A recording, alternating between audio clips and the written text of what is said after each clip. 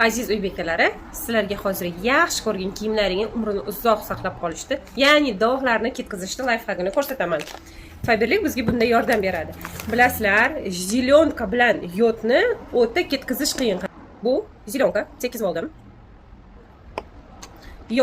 Yod kuydiradi, uni dog'ini ketkazib bo'lmaydi o'rtoqlar. Orqa oldiga o'tib ketdi.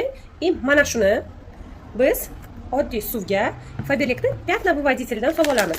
Bu qizlarjonlar probnik varianti ishlatib birinchi ko'rish uchun. Bizda uyda обязательно kattasi ishlatiladi. Shunga 1,5 qoshiq пятновыводитель solamiz va suvda aralashtiramiz. Ichiga solib qo'yamiz. Telefonni bu yoqqa olib keling. Tak.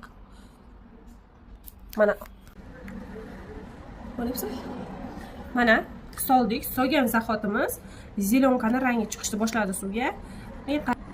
Qizlarjonlar, 4 minutdan keyin rezultat. Dalshi qoldiramiz. Tak, o'rtoqlar, 15 minut o'tdi. Endi ko'ramiz. Boyagidek tepadan. Tak. Dog'ni ko'ryapsizlarmi? Shu e'tibor bering, ro'molchani svetli bo'lib, ocharib, rangi tiniq bo'lib qolganini, rangli kiyimlarni ichiga пятновыводительni solsa, to'nli kiyimlarda rangni tiniqlashtirib qo'yadi. 4 tarafidan dog' ketgan bo'lgan. Dog' qolgani yo'q. Agar kuchli dog'lar bo'lsa, yana ozgina qoldirib qo'yish mumkin. Qo'llardan jimqit qilib olib, mashinkaga tashlab yuborilaveradi.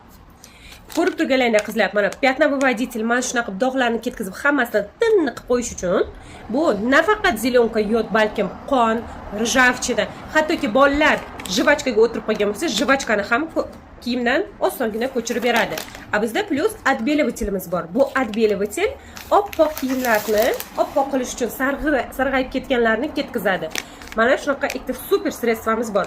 Bularni arzon zakaz qilib, skidkalardan foydalanib qolmoqchi bo'lsalaring, menga murojaat qilinglar, sizlarga qanday qilishni o'rgataman.